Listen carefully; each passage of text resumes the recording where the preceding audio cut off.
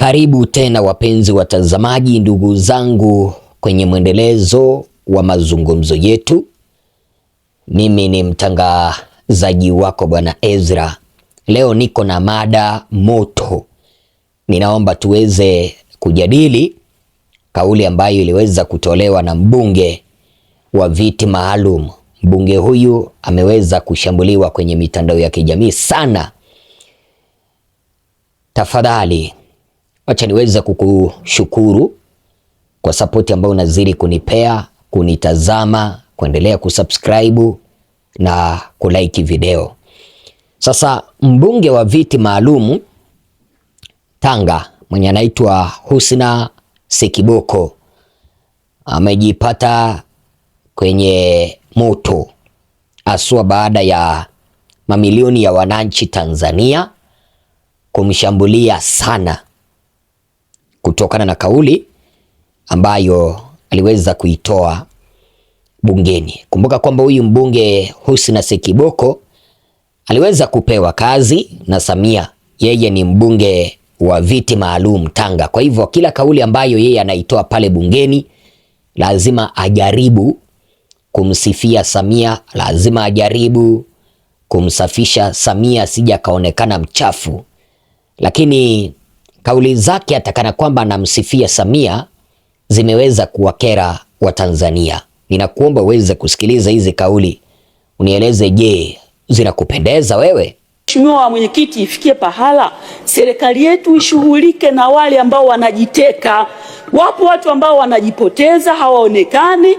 Wapo tumeshashuhudia watu wa aina tofauti tofauti wamepotea katika mazingira ya makanisa, ya misikiti, baadaye wameonekana, kumbe walikuwa na ajenda zao za kifamilia. Mwisho wa siku mtu anaweza kuja na hoja nyepesi akadhani kwamba kuna utekaji ambao uko rasmi, wakati kumbe ni utekaji ambao hauko rasmi na kila mtu amefanya kwa mujibu wa uwezo wake wa kufikiria. Kwa hiyo ni vizuri serikali iwashughulikie wale wote ambao wanasambaza taarifa za uongo juu ya masuala hayo ya utekaji, ili kuilinda nchi yetu na kuilinda serikali yetu juu ya watu wenye nia mbaya ya kuichafua serikali yetu. Nina imani kwamba umeweza kupata wakati umesikiliza. Sasa huyu mbunge Husna Sekiboko ambaye ni mbunge wa viti maalumu anapendekeza kwamba serikali washughulikie wanaojiteka, vile iwashughulikie wanao sambaza taarifa za utekaji usio rasmi. Sasa swali langu ambalo nauliza, je, ni kumaanisha katika hii serikali ya Samia kuna utekaji halali na kuna utekaji usio halali? Kumaanisha kuna utekaji rasmi na kuna utekaji usio rasmi. Sasa huyu Husna anaeleza kwamba kuna watu ambao wamekuwa wakijiteka alafu mwishowe wanajiachia.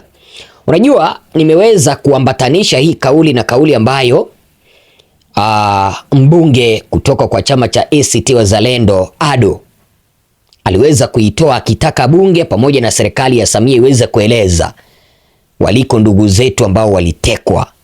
Ndugu Humphrey Polepole, ndugu Soka, wote wamepotea. Tangia wapotee hawajawahi julikana waliko. Sasa hoja ya kutaka kujua waliko ndugu zetu ililetwa na bwana Ado. Hoja hii imeweza kuuma serikali sana. Kwa sababu gani?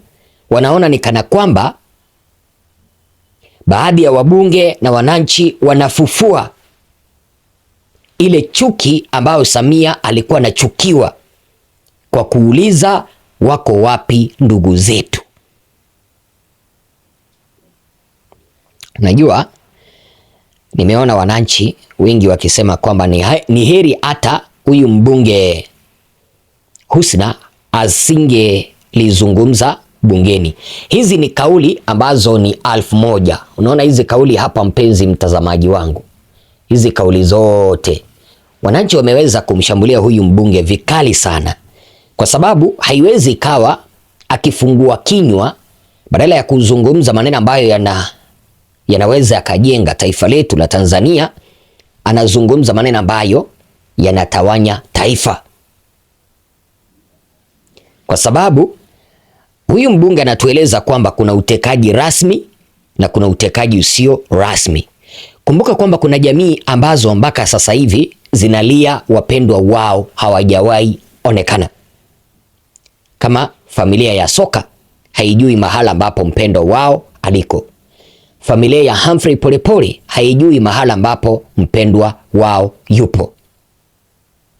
Na hii ni mara ya kwanza ninaona bunge liko na wabunge bwege. Unajua wabunge bwege ni wale ambao hawawezi wakatetea maslahi ya wananchi. Maslahi ambayo wanatetea ni ya serikali. Wanataka serikali iweze kupata mazingira ya kufanya kazi au kupiga siasa zao, kipindi ambapo hawataki kupea wananchi amani. Kwa sababu kumbuka kwamba huyu ndugu Humphrey mwenye alitekwa ni ndugu yetu. Huyu Humphrey yuko na jamaa na marafiki. Hawa jamaa na marafiki hawana amani, lakini hii serikali haitaki maneno ya utekaji yaweze kuzungumziwa. Sasa tukizungumzia maneno ya utekaji mitandaoni, unapata kiongozi anaanza kusema kwamba eti wale ambao wanazungumzia utekaji usiokuwa rasmi wakamatwe, waambie wanikujie. Waambie wanikujie. Mimi sio hawa ambao wanatekateka hapa. Waambie wanikujie.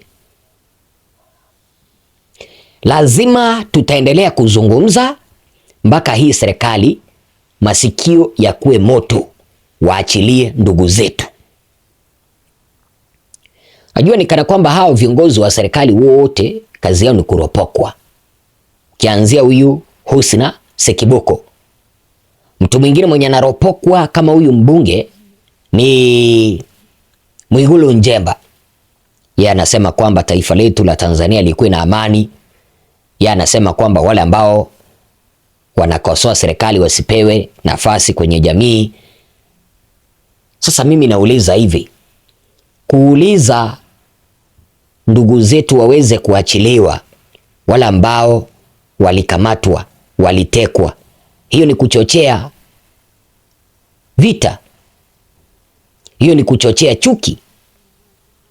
Ni swali ambalo nauliza. Niliona kada mwingine wa CCM akisema kwamba Chadema wasichangiwe pesa za kuendesha afisi. Sasa itawezekanaje chama tawala kinaenda kushughulika na masuala ya chama cha upinzani? Hawa ndio watu ambao tunasema kwamba wako na akili nusu, wamerukwa na akili. Wacha nikusomee kauli mbili tatu ambazo zimeweza kuelekezwa kwa huyu mbunge wa viti maalumu. Mmoja akamtolea tusi fulani ambalo siwezi nikalitaja. Mwingine akamwambia kwamba subiri, hizo pesa unazokula utazitapika, ni swala la muda tu, na maana Mungu ujibu kwa vitendo. Mwingine akasema kwamba sasa kama mtu kapotea haonekani, unataka umshughulikie kivipi? Imagine mtu kama vile Polepole Humphrey alitoweka, hajulikani aliko. Soka walitoweshwa, sasa watamshughulikia kivipi? Eti watu ambao wanaeneza taarifa za utekaji usiokuwa rasmi washughulikiwe, kumaanisha wanajua kila ambacho wanakifanya. Mwingine akasema kwamba nyie watu, kwani hamuwezi kujadili ni namna gani tufanye kama taifa tusonge mbele? Mnatia hasira. Kuna tusi ambalo ameweza kumtolea hapo, si vizuri kuendeleza matusi hapa, lakini kuna hoja ambayo ameweza kuitoa hapa. Bunge zima badala ya kuweza kujadili mambo ambayo yanaweza yakasaidia taifa, wameamua kujadili mambo ambayo yanarudisha taifa nyuma. Tuko na miradi ambayo imekwama, tuko na miradi ambayo inapaswa kuundwa, tuko na mambo ya msingi ambayo yanapaswa kushughulikiwa pale bungeni. Si waliiba uchaguzi? Kuna haja gani waendelee kujadili mambo ambayo hayana msingi kipindi ambapo wananchi wanahitaji mambo msingi yaweze kujadiliwa? Ni swali langu ambalo mimi nauliza. Kuna haja gani waendelee kushughulikia masuala ambayo hayana msingi wakiacha mambo ambayo yako na msingi bila majibu? Unaweza ukaambia nini huyu mbunge wa viti maalumu Husna Sekiboko? Kwa sababu huyu ni miongoni mwa wale ambao akili zao ni nusu. Kazi yao ni kuropokwa pale bungeni badala ya kuweza kutoa hoja na kauli ambazo zinaweza zikaliponya taifa letu. Badala ya kuliponya taifa letu, wanaleta kugawa taifa letu. Asante sana.